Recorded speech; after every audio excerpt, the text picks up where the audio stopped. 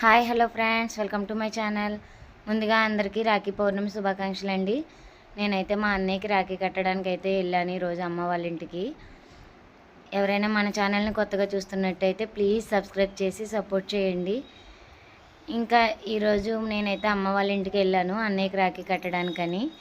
అన్నయ్య అయితే ఇలా ఉన్నాడని ఏంటనుకుంటున్నారా? అన్నయ్య చిన్నప్పటి నుంచి ఇలాగే ఉన్నాడండి. మనిషి అయితే ఎదిగాడు తప్ప తన మనస్తత్వం అయితే ఎదగలేదు.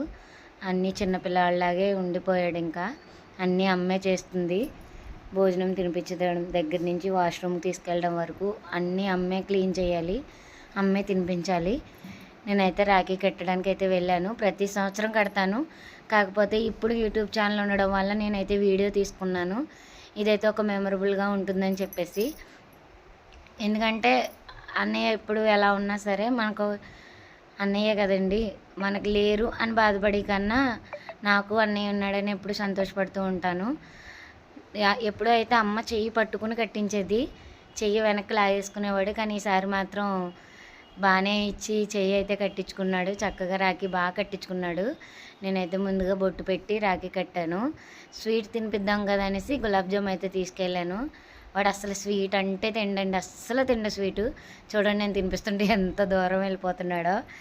అయితే అప్పుడు నేను ఎందుకన్నా మంచిదని కారపూస కూడా తీసుకెళ్ళాను. ఏం చేస్తాం మరి, వాడు స్వీట్ తినలేనప్పుడు ఏదో ఒకటి పెట్టాలి కదా. కారపూస అయితే పెట్టాను.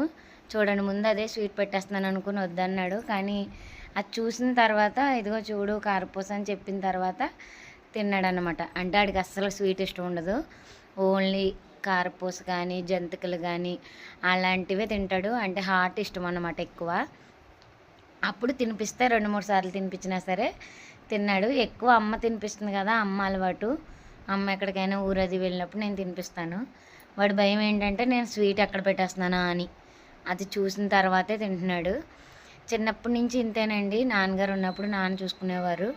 నాన్న చనిపోయిన తర్వాత నుంచి అమ్మే చూసుకుంటుంది. అక్క, నేను, అన్నయ్య, అంటే అక్కకి నాకు మధ్యలో అన్నమాట అండి. అక్క తర్వాత అన్నయ్య, లాస్ట్ నేను. అక్కకైతే కుదరలేదు పాపం రావడానికి. నేనైతే రాఖీ కట్టేసి స్వీట్ హాట్ తినిపించేసిన తర్వాత అక్షతలు అయితే చేశాను.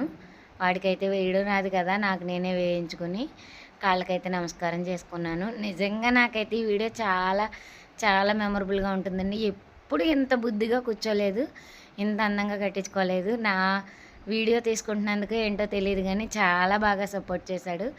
ఇంకా అలా కూర్చునే ఉంటాడు. అన్నీ తన పనులన్నీ అమ్మే చూసుకుంటుంది. నేనైతే రాఖీ కట్టినందుకు నాకైతే 1000 రూపాయలు ఇచ్చాడు. చూడండి, అమ్మ తెచ్చి డబ్బులు ఇస్తుంటే తీసుకుని నాకైతే ఇస్తున్నాడు. చెల్లికి అంటుంది అమ్మ. అస్సలు ఆడు ఏం పట్టించుకోడు, ఎందుకంటే వాడికి ఏం తెలియదు కదా. అప్పుడు చెల్లికివి అని అమ్మ గట్టిగా అన్న తర్వాత పట్టుకుని నాకైతే ఇవ్వట్లేదు. చూడండి, నేను లాగుతున్నాను ఆడి చేతిలోంచి. ఫస్ట్ పట్టుకోవడానికి ఇష్టపడకపోయినా తర్వాత ఇవ్వడానికి మాత్రం వాడి చేతిలోంచి రావట్లేదు. అంటే అమ్మ ఇచ్చింది కదా, మళ్ళీ అమ్మకే తిరిగి ఇవ్వాలనేమో. నేనైతే తీసేసుకున్నాను. 1000 రూపాయలు అయితే ఇచ్చాడు నాకు. అస్సలు బ్రదర్స్ లేరని బాధపడి కన్నా ఏదో దేవుడు ఇచ్చినకైనా నాకు ఇవన్నీ ఉన్నాడని నేనైతే ఎప్పుడు హ్యాపీగా ఫీల్ అవుతాను. నేనైతే ప్రతి సంవత్సరం వెళ్ళి తప్పకుండా అక్క నేను కూడా కడతాము. ఈ ఇయర్ అయితే కొంచెం అక్కకి కుదరలేదు. అమ్మ అయితే ఇప్పటికీ వాడిని చంటి పిల్లాడిలాగే చూసుకుంటుందండి. వాడికి ఇప్పుడు వచ్చేసి 35 ఇయర్స్. మాకు ఒక్కొక్కసారి అనిపిస్తుంది అందరిలా బాగుండుంటే వాడికి మ్యారేజ్ అయ్యి పిల్లలుండి వాడికి ఒక ఫ్యామిలీ ఉండేది, అమ్మని బాగా చూసుకునేవాడు అని అనిపిస్తుంది. కానీ ఏం చేస్తాం, మనకు అంత అదృష్టం లేదు. కానీ అలానే మేము ఎప్పుడు బాధపడమండి. మాతో పాటే సరదాగా మాతో పాటే ఉంటాడు, మాతో పాటే తింటాడు. అమ్మ బాగా చూసుకుంటుంది. సరే అండి, అందరికీ మళ్ళీ ఒకసారి రాఖీ పౌర్ణమి శుభాకాంక్షలు. మళ్ళీ వీడియోలో కలుద్దాం. ప్లీజ్ లైక్ చేసి సబ్స్క్రైబ్ చేయండి.